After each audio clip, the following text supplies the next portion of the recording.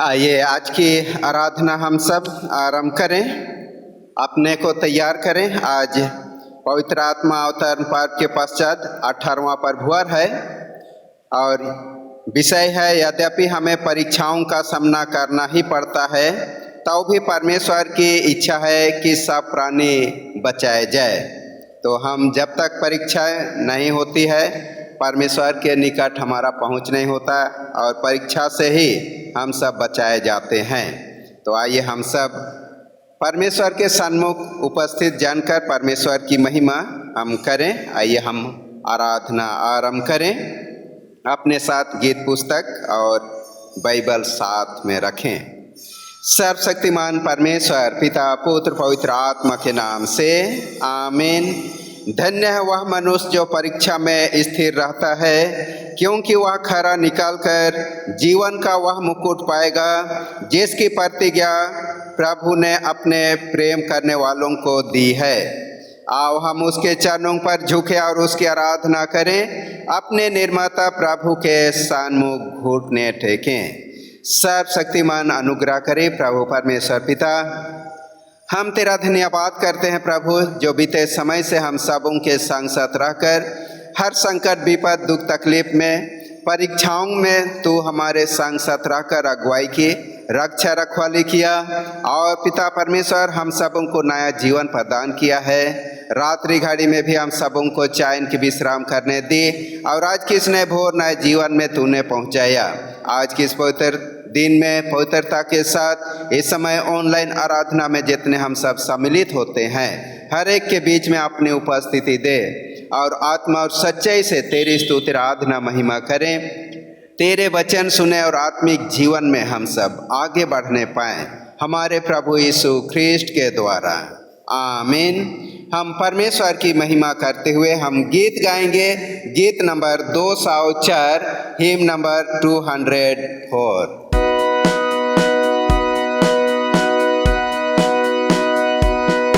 एक गीत खुला रहता है और उसे सदा आता, एक नूर जो क्रूस से फैलता है, मसीह का प्रेम बतलाता। क्या हो सकता प्रेम अपार,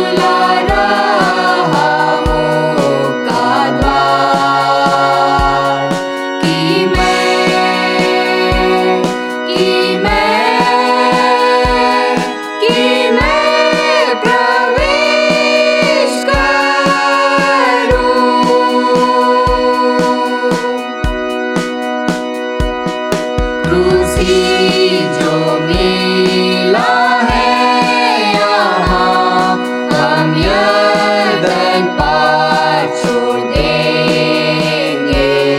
मसीह से पाके ताज वहाँ, नीत उसका प्रेम करेंगे। क्या यहाँ हो सकता प्रेम अपार कि खुला रहा होगा द्वार, कि मैं प्रवेश करूं। आमीन।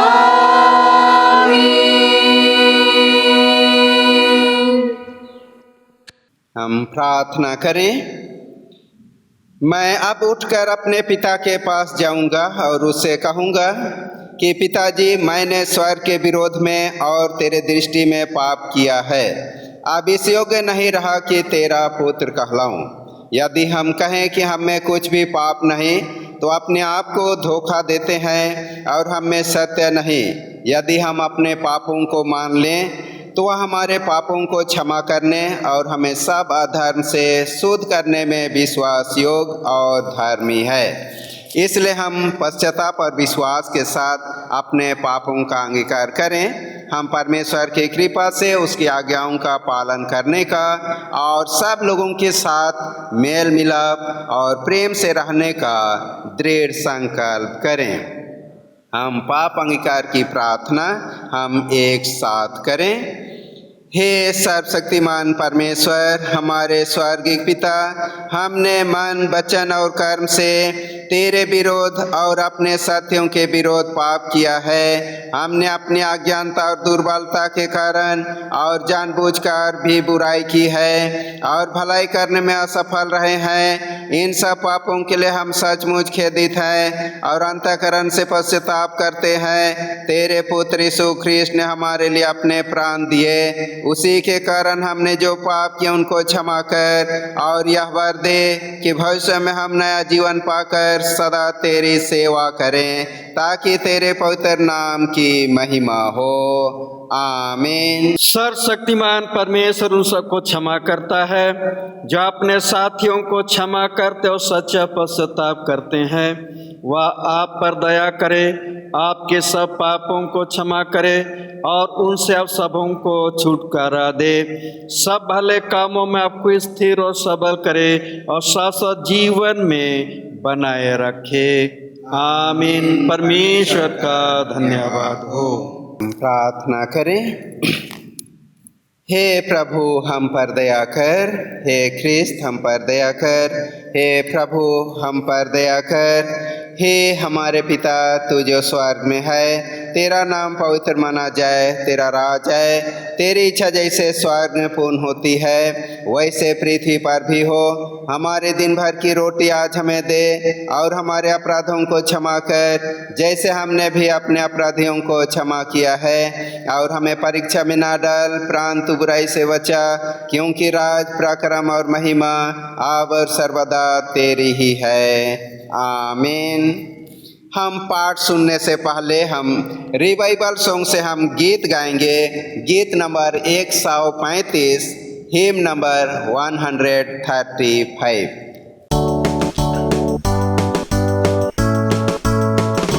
प्रभु का धन्यवाद करूंगा, उसकी संगति में सदा रहूंगा। साथ चलूंगा मैं, जय जरूर पाऊंगा। साथ चलूंगा मैं, जय जरूर पाऊंगा। प्रभु का धन्यवाद करूंगा।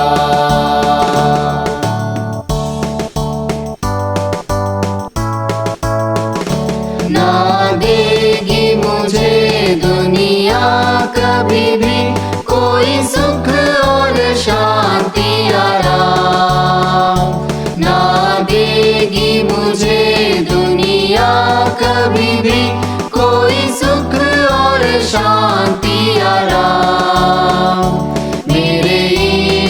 के संग धन्य संगति में सदा मिलती खुशी मुझको। मेरे यीशु के संग धन्य संगति में सदा मिलती खुशी मुझको। प्रभु का धन्यवाद करूँगा, उसकी संगति में सदा रहूँगा। साथ चलूँगा मैं जय जरूर पाऊँगा, साथ चलूँगा मैं जय जरूर पाऊँगा। प्रभु का धन्यवाद करूँगा।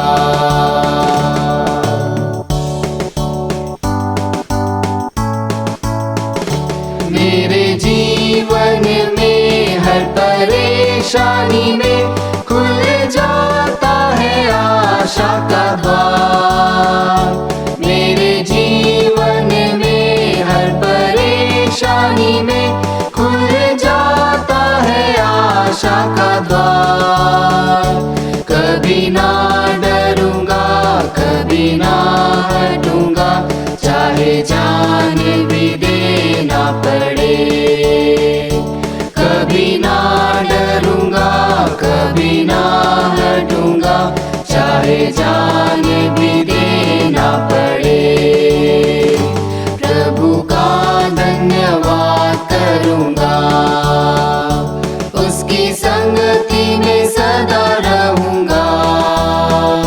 साथ चलूंगा मैं जय जरूर पाऊंगा, साथ चलूंगा मैं जय जरूर पाऊंगा। प्रभु का धन्यवाद करूंगा।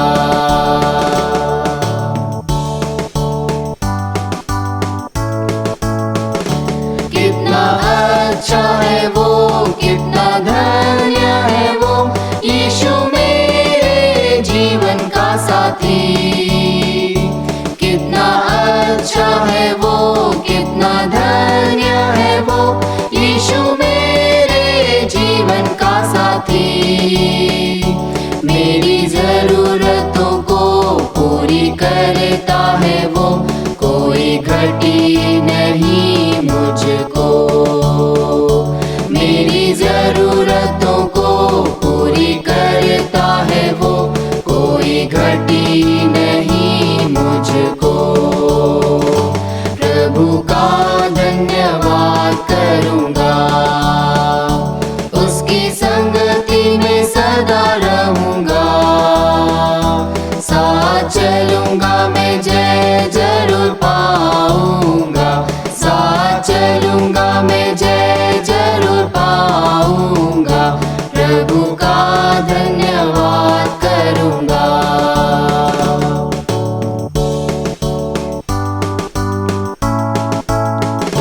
मेरे आयु की पग पग में सदा तेरी सेवा को पूरी करूंगा। मेरे आयु की पग पग में सदा तेरी सेवा को पूरी करूंगा। एक बत्ती के समान जलता रहूंगा, तेरी महिमा मेरी कामना। एक बत्ती के समान जलता रहूंगा, तेरी महिमा मेरी कामना। प्रभु का धन्यवाद करूंगा, उसकी संगति में सदा रहूंगा। साथ चलूंगा मैं जय जरूर पाऊंगा, साथ चलूंगा मैं जय जरूर पाऊंगा। प्रभु का धन्यवाद करूंगा।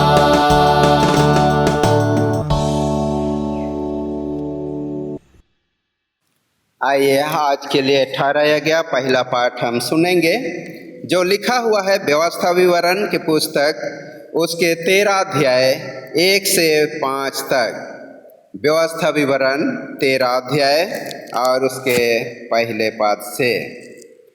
यदि तेरे बीच कोई भविष्यद्वक्ता या स्वप्न देखने वाला प्रकट होकर तुझे कोई चिन्ह या चमत्कार दिखाए और जिस चिन्ह या चमत्कार को प्रमाण ठहराकर वह तुझसे कहे, आओ हम पराय देवताओं के अनुयायी होकर जिनसे तुम अब तक अनजान रहे उनकी पूजा करें, तब तुम उस भविष्यद्वक्ता या स्वप्न देखने वाले के वचन पर कभी कान ना धरना, क्योंकि तुम्हारा परमेश्वर यहोवा तुम्हारी परीक्षा लेगा, जिससे यह जान ले कि ये मुझसे अपने सारे मन और सारे प्राण के साथ प्रेम रखते हैं या नहीं।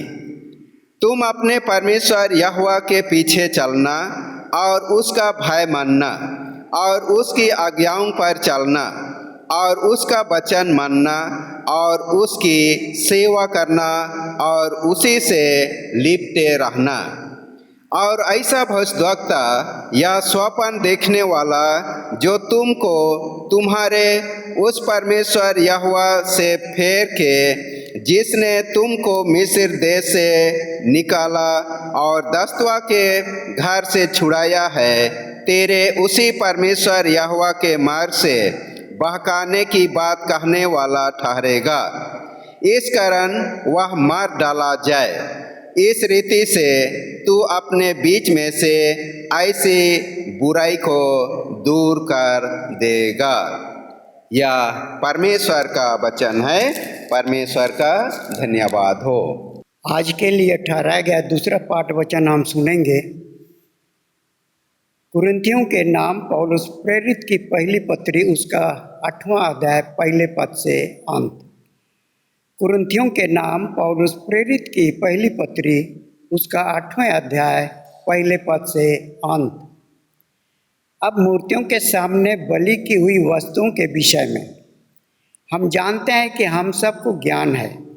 ज्ञान घमंड उत्पन्न करता है, परंतु प्रेम से उन्नति होती है। यदि कोई समझे कि मैं कुछ जानता हूँ, तो जैसा जानना चाहिए वैसा अब तक नहीं जानता। परंतु यदि कोई परमेश्वर से प्रेम रखता है, तो परमेश्वर उसे पहचानता है। अतः मूर्तियों के सामने बलि की हुई वस्तुओं के खाने के विषय में हम जानते हैं कि मूर्ति जगत में कोई वस्तु नहीं और एक को छोड़ और कोई परमेश्वर नहीं। यद्यपि आकाश में और पृथ्वी पर बहुत से ईश्वर कहलाते हैं, जैसा कि बहुत से ईश्वर और बहुत से प्रभु हैं, तो भी हमारे लिए तो एक ही परमेश्वर है, अर्थात पिता, जिसकी ओर से सब वस्तुएं हैं और हम उसी के लिए हैं।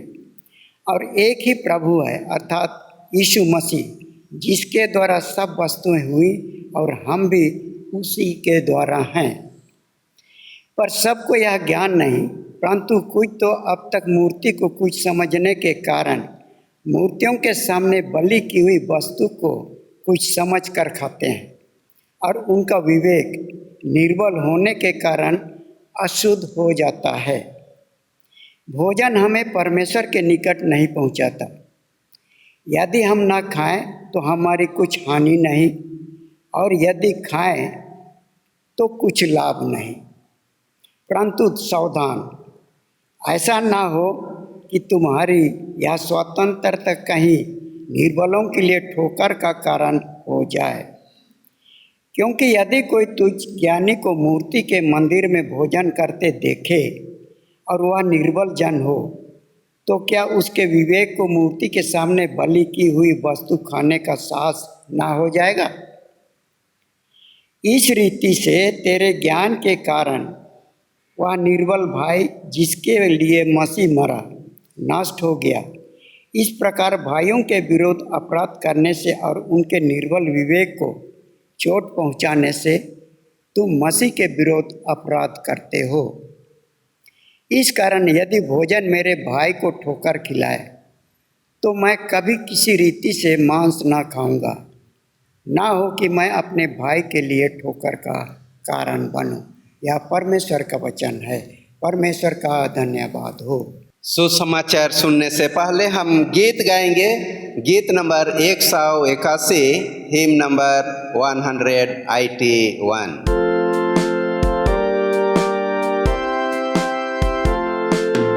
यीशु क्या ही प्यारा मित्र, पाप और दुख का सनिहार,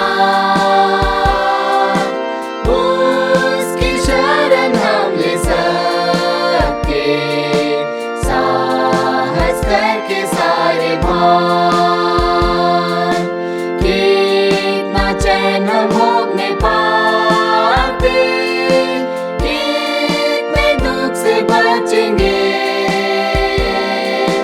जो हम सभी बात ले जाके प्रभु को बतावेंगे।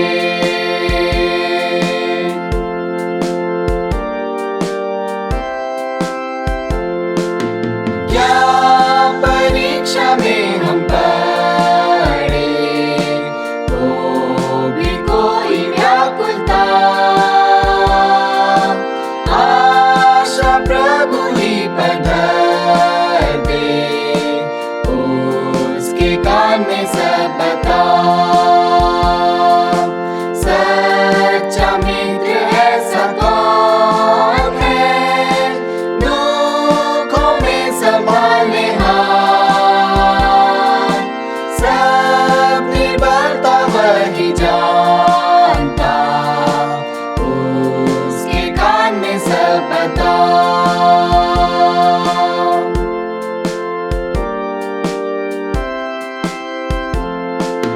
क्या हम दबते भारी बोझ से, बल भी जाता सब रहा, प्यारा प्रभु है सहारा, उसके कान में सब बता। क्या अनाथ और मित्रहीन है, उसके कान में सब बता। अपनी गोद में वह उठा के शांति तुझे देवेगा।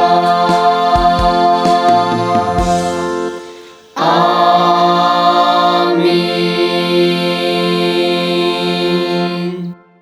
प्रभु आप लोगों के साथ रहे। और आपकी आत्मा के साथ भी। सुसमाचार पवित्र मत्ती रचित सुसमाचार 18 अध्याय 7वां पद से आरंभ होता है। हे यीशु ख्रिस्त तेरी ही महिमा हो। मत्ती 18 अध्याय 7वां पद से आगे।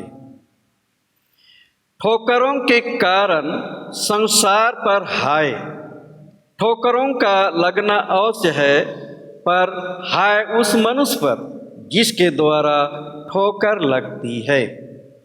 यदि तेरा हाथ या तेरा पांव तुझे ठोकर खिलाए तू उसे काट कर फेंक दे। टुंडा या लंगड़ा होकर जीवन में प्रवेश करना तेरे लिए इससे भला है कि 2 हाथ या 2 पांव रहते हुए तू अनंत आग में डाला जाए। यदि तेरी आंख तुझे ठोकर खिलाए तो उसे निकाल कर फेंक दे। काना होकर जीवन में प्रवेश करना तेरे लिए इससे भला है कि 2 आंख रहते हुए तू नरक की आग में डाला जाए।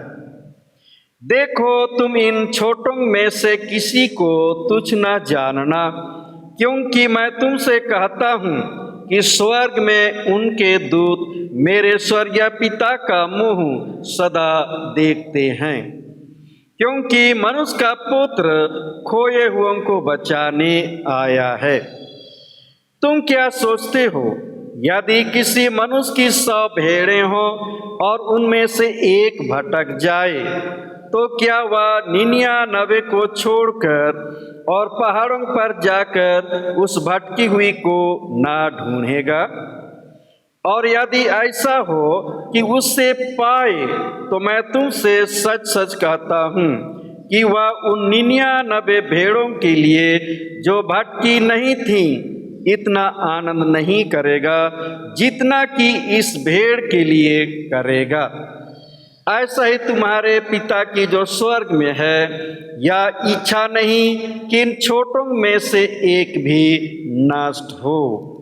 यह ख्रिस्ट का सुसमाचार है। हे प्रभु यीशु, तेरी ही स्तुति हो। आइए परमेश्वर का वचन सुनने से पहले प्रार्थना करें। हे पिता परमेश्वर, धन्यवाद देते हैं प्रभु सबों को, तो अपने वचन पर मनन ध्यान करने का यह समय दिया है।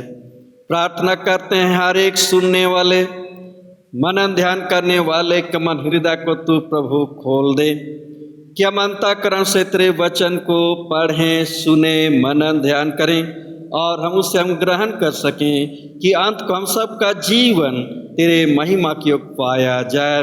यीशु ख्रिस्ट के द्वारा आमीन। ख्रिस्ट में प्रिय माता पिता, भाई बहन, बच्चों, आप सबको यीशु सहाय।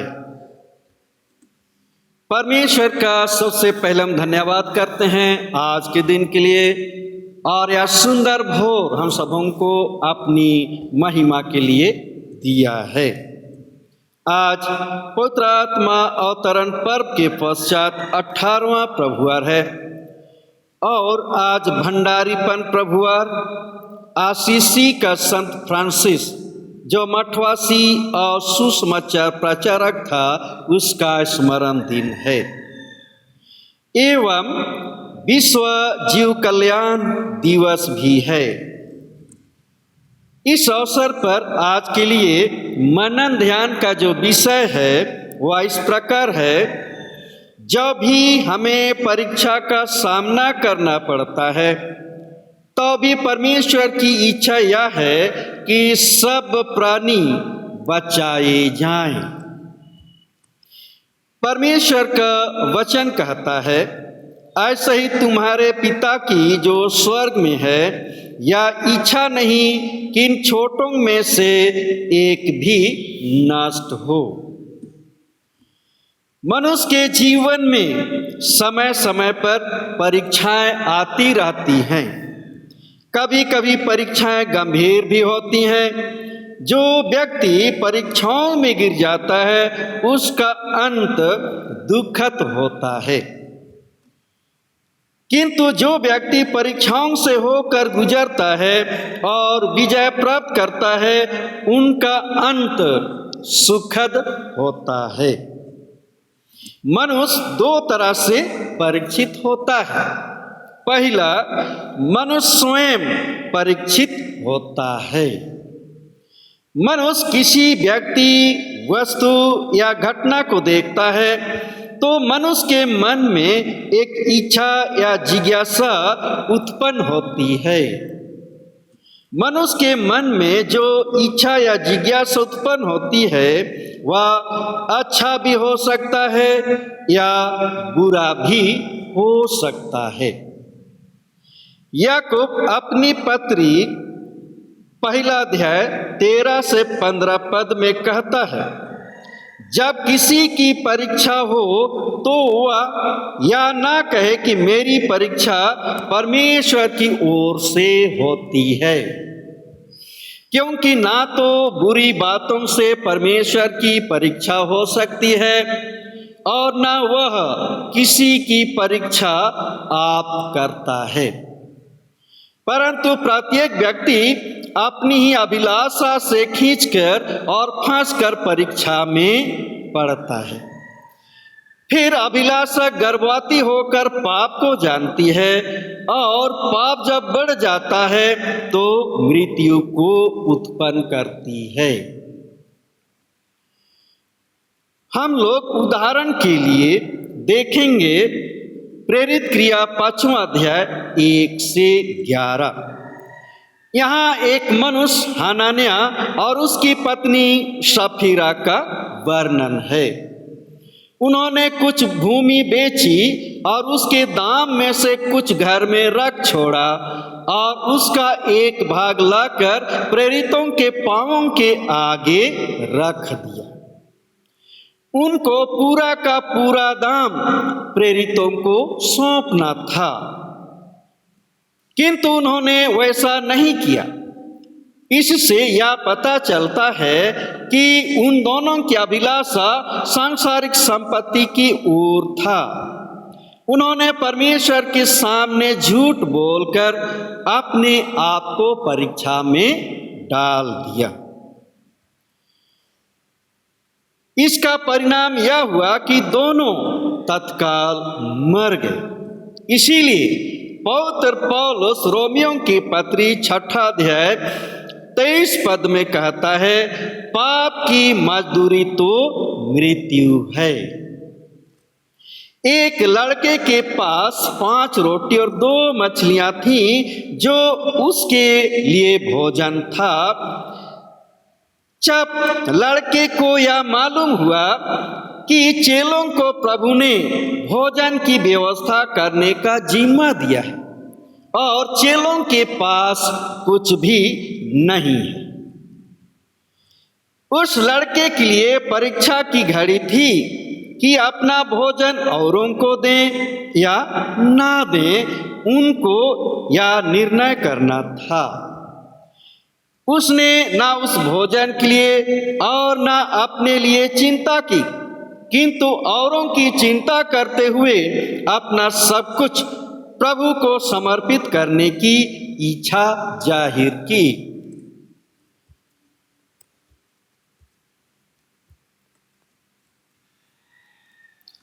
तब सब कुछ प्रभु को समर्पित कर दिया।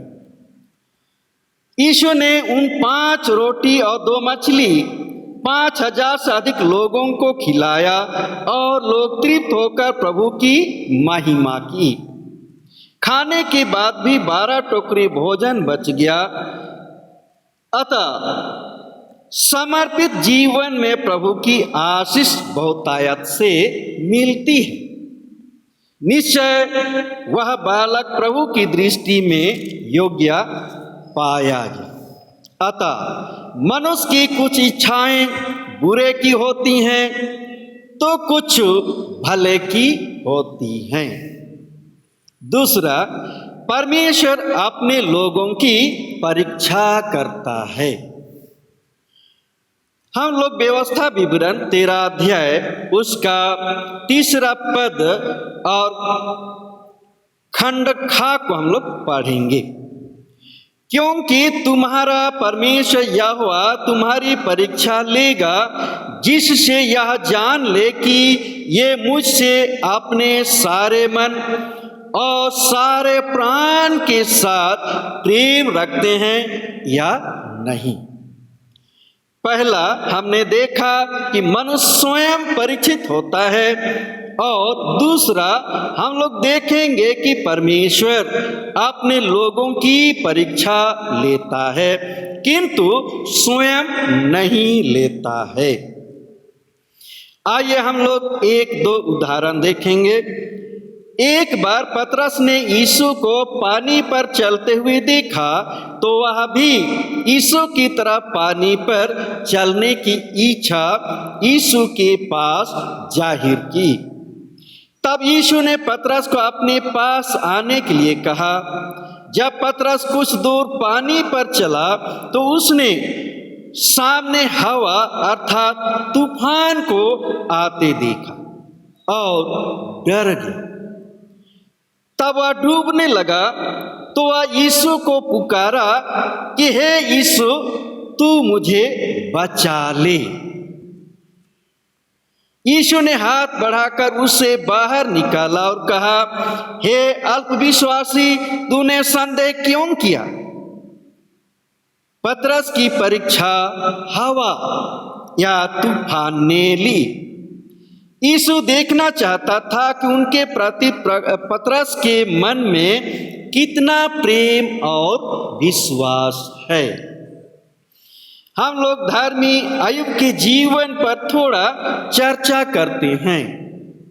परमेश्वर ने अपने विश्वासी धर्मी जन की परीक्षा के लिए शैतान को 2 बार अनुमति दी। पहला अय्यूब की पुस्तक 1 अध्याय 12 पद हम लोग पढ़ेंगे। यहोवा ने शैतान से कहा, सुन, जो कुछ उसका है वह सब तेरे हाथ में है, केवल उसके शरीर पर हाथ ना लगाना। दूसरा, अय्यूब की पुस्तक 2 अध्याय का 6 पद।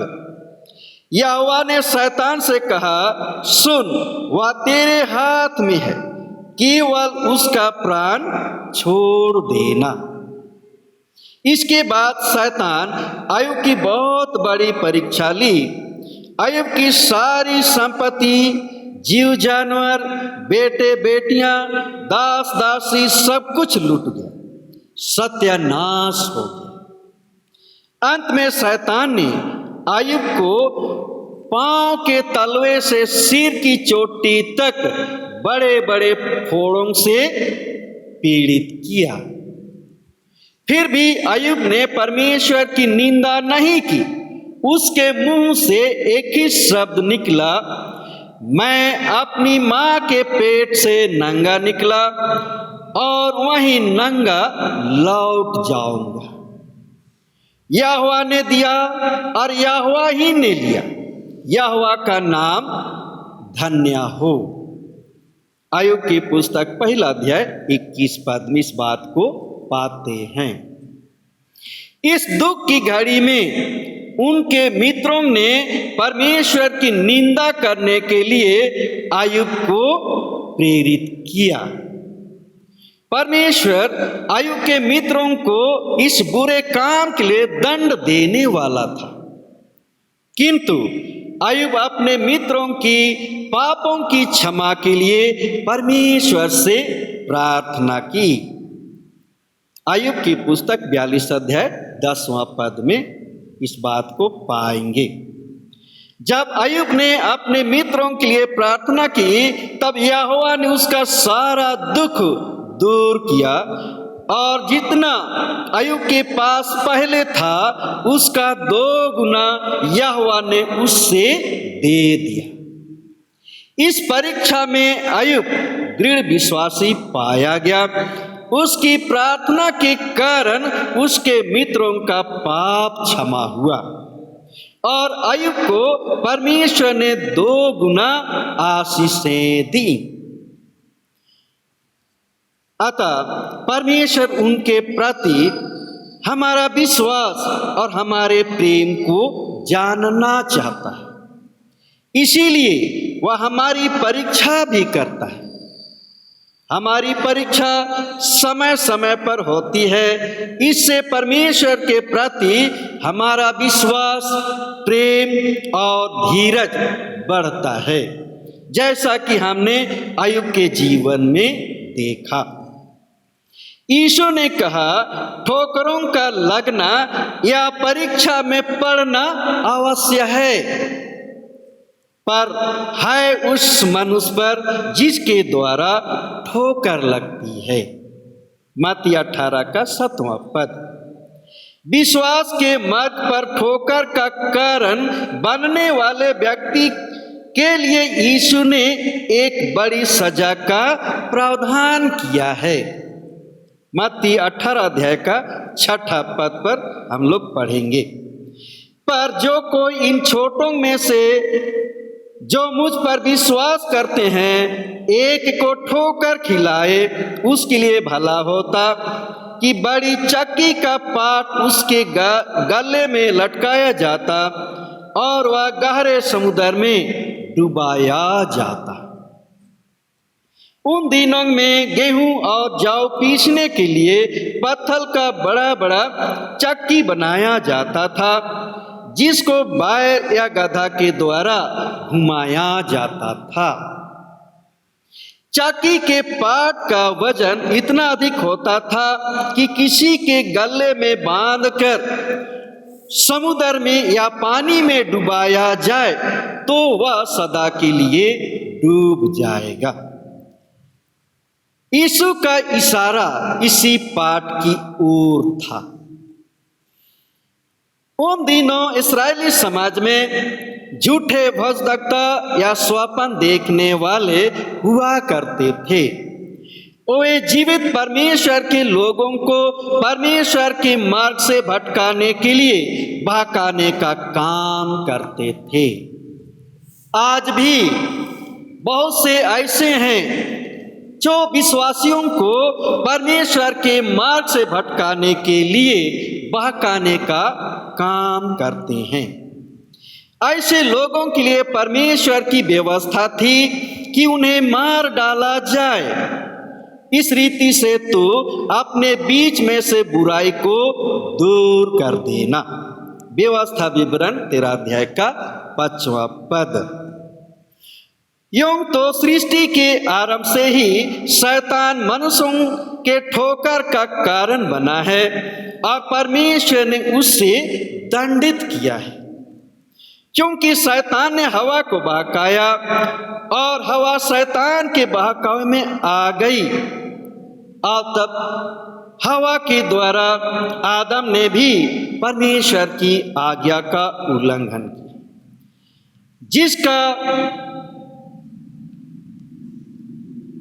जिस कारण मनुष्य के जीवन में पाप और मृत्यु आई।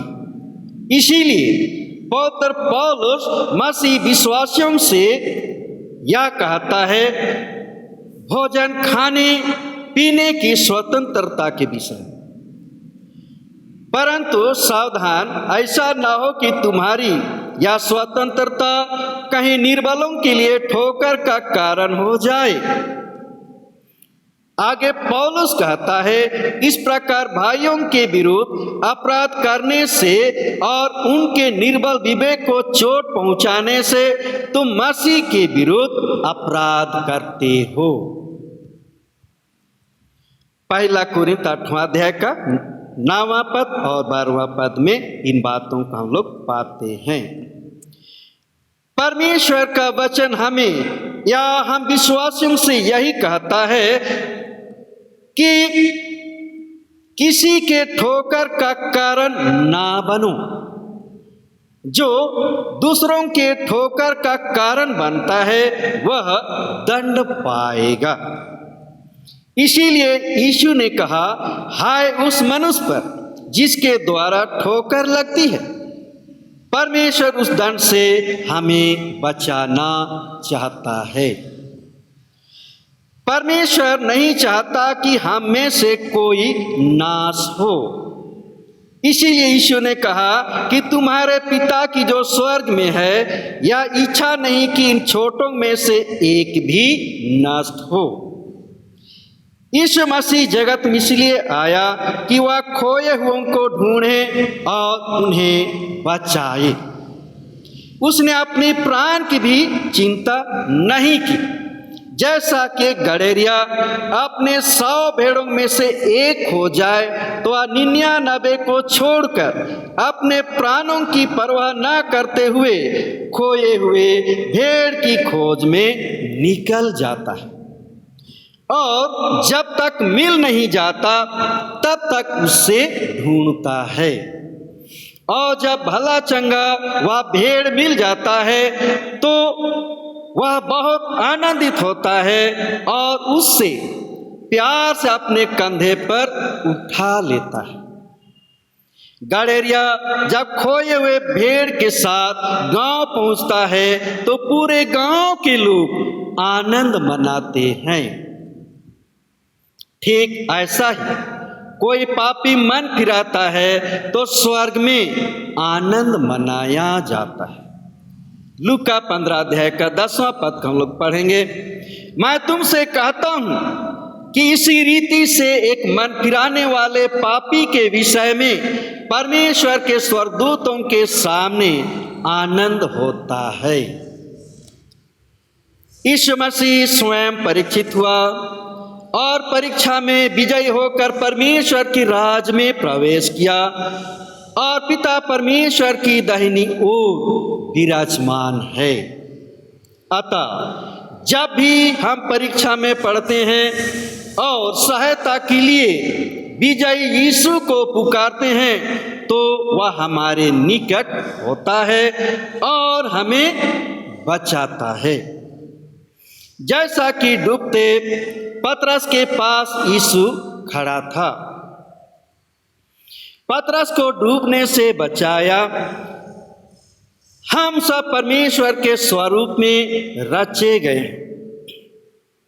और वह हमसे महिमा चाहता है।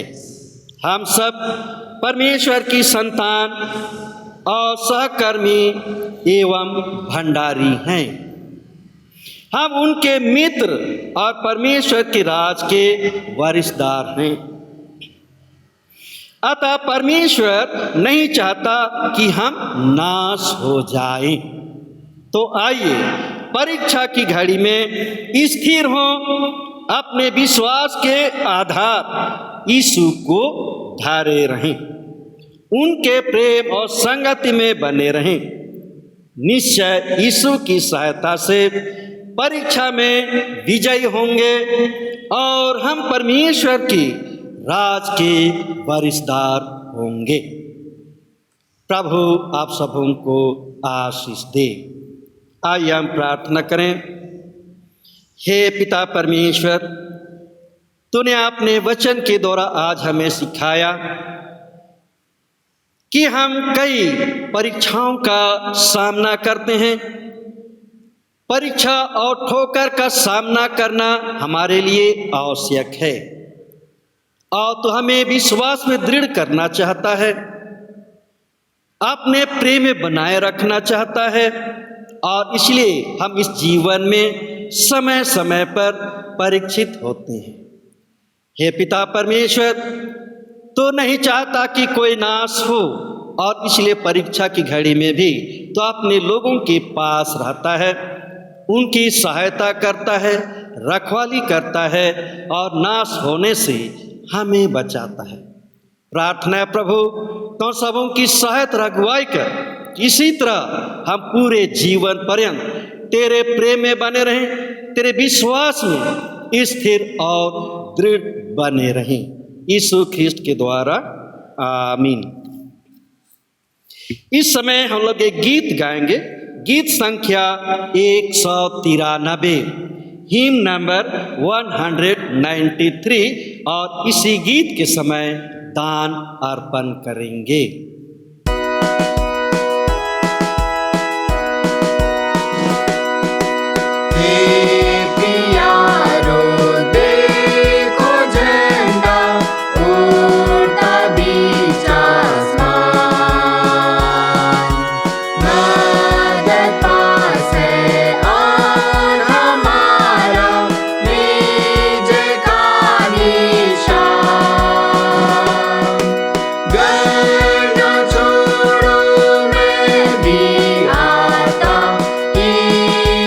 की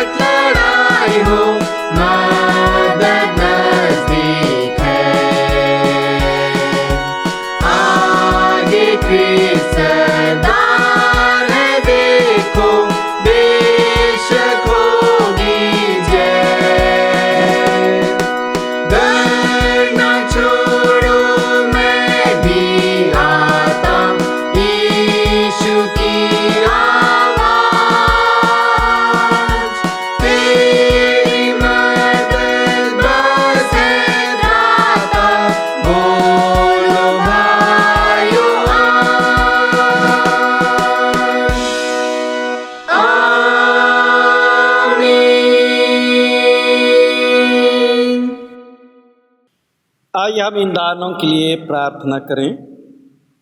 धन अन्न महिमा प्रभु तू ही हमें देता है, तू इसे हम पाते हैं, और जो कुछ तू हमें दिया है उसी संपत्ति में से तेरी महिमा के लिए, तेरे काम के लिए प्रभु हमने मुट्ठी खोल कर जो दान दिया है तेरे निकट लेकर आते हैं।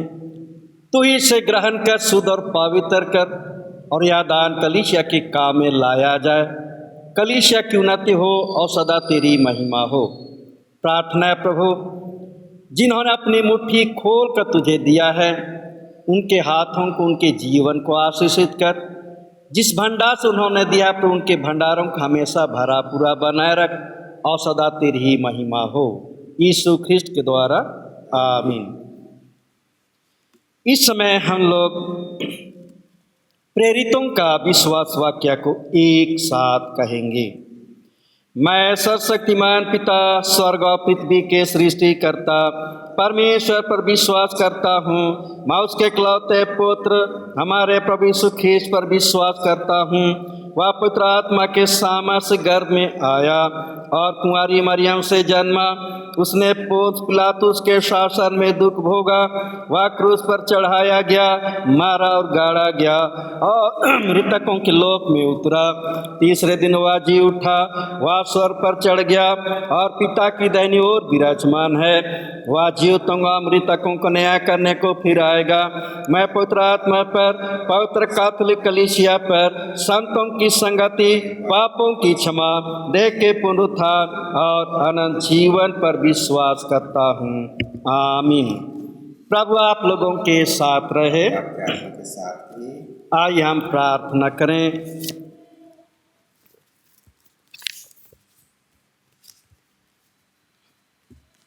हे प्रभु, तो अपने लोगों की कमजोरियों को जानता है कि वे तेरे अनुग्रह की सहायता से बिना स्थिर खड़े नहीं रह सकते।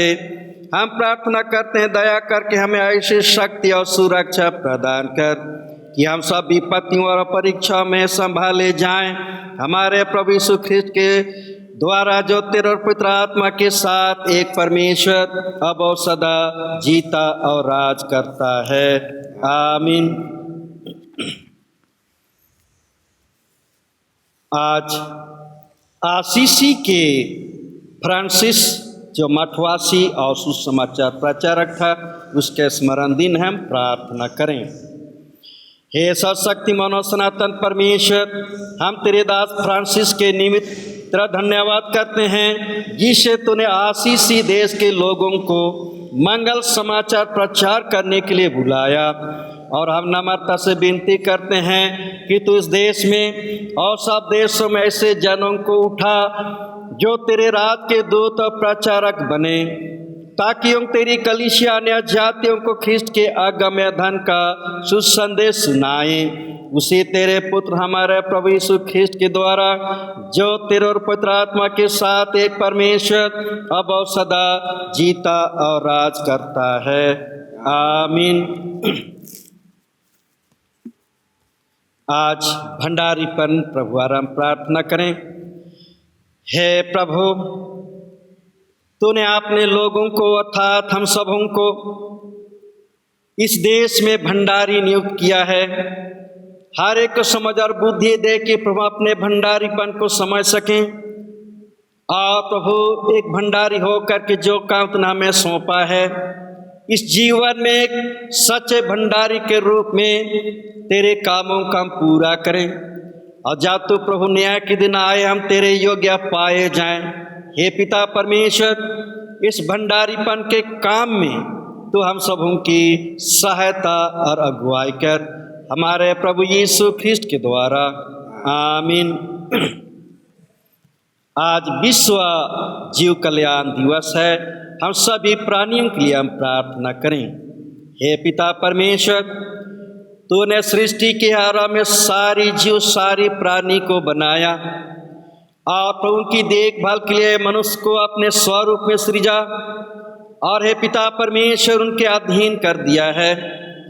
हे प्रभु, हम प्रार्थना करते हैं कि प्रभु पूरे विश्व में हर एक जीव को बचाने के लिए मनुष्य जाति के अंतःकरण को खोल दे। और इस काम में हर एक की सहायता कर, ताकि जिन प्राणियों को तूने प्रभु अपनी महिमा के लिए बनाया है, मनुष्य जाति के द्वारा उनकी सुरक्षा की जाए, वे बचाए जाएं और सारे प्राणी प्रभु तेरे महिमा में बने रहें। हे पिता परमेश्वर, तू इस सारे जीव सारे प्राणियों पर अनुग्रह कर, हमारे प्रभु यीशु ख्रिस्ट के द्वारा, आमीन। हम प्रार्थना करें विशेष करके विद्या सोमा हेम्ब्रोम, श्रीमती विद्या सोमा हेम्ब्रोम, जो अपने जन्मदिन को आनंद के साथ मनाने पाई है। प्रभु की सारी आशीषों के लिए हम मिलकर प्रभु को धन्यवाद दें। और साथ ही आज के दिन जितनों का जन्मदिन है, शादी सालगिरह है, विशेष अवसर है, हम सब के लिए प्रार्थना करें। हे पिता परमेश्वर, तूने अपने दासी विद्या सोमा उनको फिर से अपने जन्मदिन को देखने का अवसर दिया, उनको आनंदित किया और उन्होंने पूरे परिवार आनंद के साथ अपने जन्मदिन को मनाया। प्रभु उनके बीते जीवन की सारी आशीषों के लिए धन्यवाद देते हैं।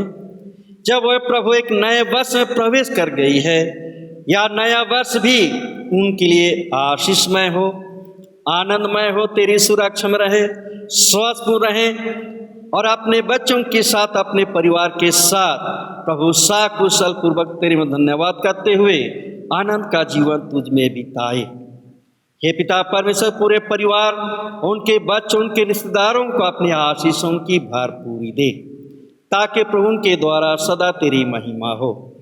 साथ ही हम प्रार्थना करते हैं आज के दिन जितनों का जन्मदिन है प्रभु, उनके बीते वर्ष के एक आशीषों के लिए तो धन्यवाद देते हैं और हम प्रार्थना करते हैं कि यह वर्ष उनके लिए आशीषमय हो, सबके तेरी सुरक्षा में रहें, स्वस्थ रहें और प्रभु उनके काम, उनके भले जीवन से सदा तेरी महिमा हो।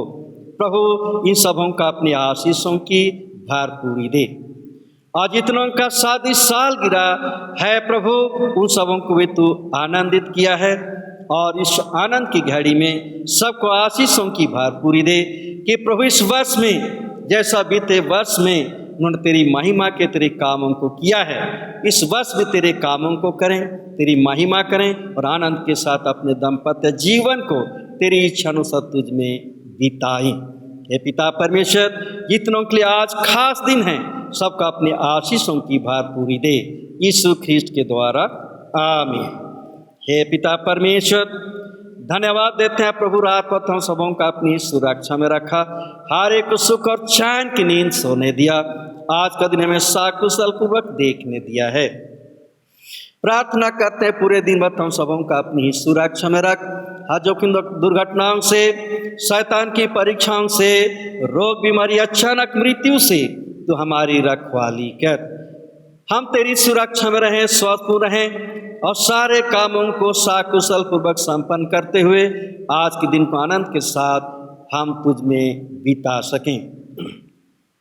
हे पिता परमेश्वर, प्रार्थना करते हैं बच्चों के लिए, जबकि प्रभु बहुत से बच्चों का इसमें इम्तिहान चल रहा है, और इस घड़ी हर एक बच्चों को स्वस्थ जीवन दे, समझ और बुद्धि दे, स्मरण शक्ति दे, ताकि प्रभु जो कुछ भी सवाल आता है, एक एक सवालों का जवाब हमारे सभी बच्चे सही सही लिखने पाए और अंत के एक अच्छी सफलता पाए और सदा तेरा ही धन्यवाद हो।